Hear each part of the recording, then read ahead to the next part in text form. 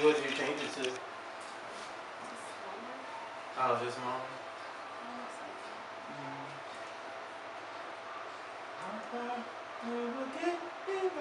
That Eminem was going hard. Sorry. I enjoyed it. I hope y'all enjoyed it as much as we enjoyed it. We are back. It is Monday night. This season 2, episode 8, the ThreeZo Show. I'm your host, ThreeZo. This your host, Mona. This your host, MC. This your host. Ron. You can reach me at ThreeZo Show at ThreeZo.com. I'm sorry, you can reach me ThreeZo at the3ZoShow.com. How can I reach you? Mona at the3ZoShow.com. How can I reach you? MC at the3ZoShow.com. Ronnie C. Ronnie C at the3ZoShow.com. Alright, and you can always hit me 281-804-9342. Only if you're freaky. You know what to do. How can I reach you, MC? They can reach me at 713-483-4352. Text only, please. Disclaimer, text only. Don't be offended if I don't answer when you call. Alright, so updates. We running through updates. Where we at? We want to give a quick update on the Libya situation. Alright, so, Gaddafi had these. I heard is this really a world war? Because I'm thinking like you got allied forces. That's the first thing I thought of when I saw that. Allied forces. I saw World War. I started thinking World War. So, go ahead, I'm listening. Well, pretty much it's escalated, like you said, to where there's been military action. And he pretty much said, all right, well, prepare for a long, drawn-out war, I think was his words. Yeah, he did say that. So, they said that there's a no-fly zone, no dry zone. No transportation whatsoever, No huh? whatsoever. In and out of the country. So how big is his army? I keep hearing that they took a city today. His army. How big are they? Millions and millions. If you're in the country, Because they know the land better than anybody else. Well, not only that, but you only have to suppress the rebels. I mean, yeah. The rebel army usually ain't gonna beat the national army. Yeah, that's true. That's true. But yeah, they got more weapons, more artillery, more intel. They're military. They're prepared. Right. All right. So we'll keep an eye on that situation. So what y'all think about that? Because what's his name? I actually hadn't heard from him in a while. I apologize. No disrespect. The Honorable Elijah Muhammad, his follower, his speaker, Farrakhan. He actually had a little blurb on Yahoo about giving Obama advice about Libya. So, what y'all think? Do y'all think we should be over there? Do you think the United States should be involved? I think there's always interest, but I don't think we should be that involved.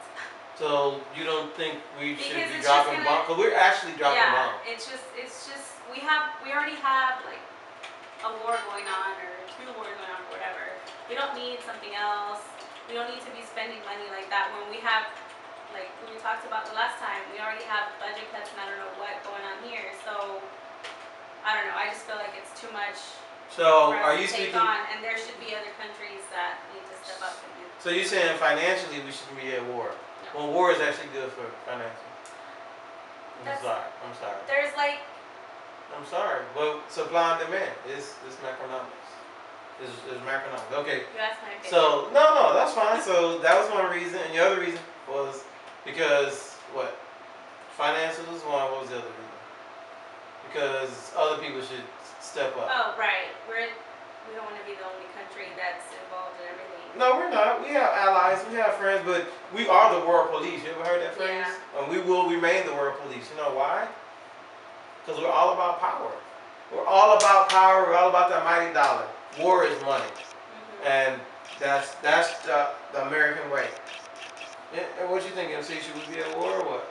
Should we be involved? If we're going to be involved, I think this is the maximum level. There's no ground troops going in. Oh no. It was done as basically joining part of the rest of the coalition with British and French troops and everything else. So it was kind of done as a show or in solidarity with the other UN nations. And that's what an ally means, right? Right. It's like, we got your back. And I gotta admit though, I was surprised when I saw that we were taking military action because the question is, okay, Libya, why not Egypt Right. or whatever? Right. And that's kind of what I was getting at too. Was like, well, my question on should we be involved is, at all, with them, what's in it for me? So what's going to be the direct United States benefit, the foreign policy and of looking good? So basically, we always stand up for democracy. We always stand up for democracy. Even if we're the ones that gave the dictator the power and the weapons to fight democratic countries like us, we still stand up and fight them. You know, even if we sell them the weaponry and the technology, even if we fund it, we still fight them. That's how hypocritical we are. But we still fight for democracy. And sometimes, you know, you just say, through all the political red tape, and this is America's role. The reason we are so great is because we fought our king and queen from here. They came, they invaded, we beat them, we won on our own land. And we're one of the fewest nations to do that. And the point is, we left that country in Europe, Great Britain, came to Americas, colonized it, and became strong enough to defend it. And then we defend ourselves with a civil war. It's not very many countries that have that rich history, because they normally just have the civil war. And that's what you have to remember. They normally just have the internal hate. And that is unfortunately why we're always so much stronger than, let's say it's 4,000 countries in the world, then we're always stronger than 3,999 of them. Because most of them are civil war countries. And even like with Russia, you know, Russia didn't benefit from debacling, if you let me tell it. I'm saying they were no longer a world power. They became a lot of small countries with power. And you know, so that was our biggest, you know, going back to the Cold War, that was our biggest issue, our biggest rivalry. So with that being said, yes, the United States will and always, they should and will always be involved in world wars. Period. If you don't put your foot down and say, I'm here, big brother here, I got your back, then people start bucking big brother a lot more comfortably. Oh, you just all talk. You just all talk. Well, you got to be all talk and you got to carry a big stick, right? So shout out to Franklin Delano Roosevelt for that quote. You know, talk softly, carry a big stick. So that's how it is. So yeah, unfortunately, I have a former brother-in-law he's been activated because of all the wars that's going on. He deploys troops. And I spoke with him once, and you know, he's one of the people who sees your loved one alive for the last time. Because he selects, he goes through the list. These are your talents and your skills. We need you on weaponry. We need a tank driver. We need, you know, artillery, you know, a weapons specialist, etc., etc., etc. We need, and that's what he does. He puts them together along with their supplies, and they say, okay, good luck, son. And he's been activated. So it's serious. It is. I'm not quite sure where he's going, but he is going to the east, Middle East, or Far East, or wherever region it is. So, and I already know I'm not good at geography, so I'm just trying to understand that.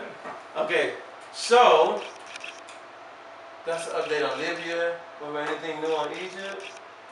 Because well, the update on Japan is now they've got radiation in their food. Oh, And water, and milk. I saw where they said, good news, 3 out of 6 reactors have been contained or something. It was like halfway. So was it actually leaking nuclear? Because I know they were saying they were overheated. Was it actually leaking nuclear waste? That's what you're saying? They have it in their food? I mean, radiation is escaping. I'm not sure the real details on that, but it is escaping. But it's still not a meltdown. They're still preventing a meltdown by cooling the rods with water. Man, that's crazy, man. So, what do y'all think? I mean, I can't even imagine having, what are they eating? Just imported foods? Well, how do you avoid eating? According to the article, and you still got to be a brave person to put that food in your mouth. But right. They're saying that you would have to eat so many times. You'd have to eat basically the food for a whole year to equal. I think it's millisieverts, which is like the measurement of radiation exposure. Okay. And they said normally just from background, like you know the air, the sun, natural occurring materials in the earth, you normally get around 10 per year. Okay. And that you'd have to eat this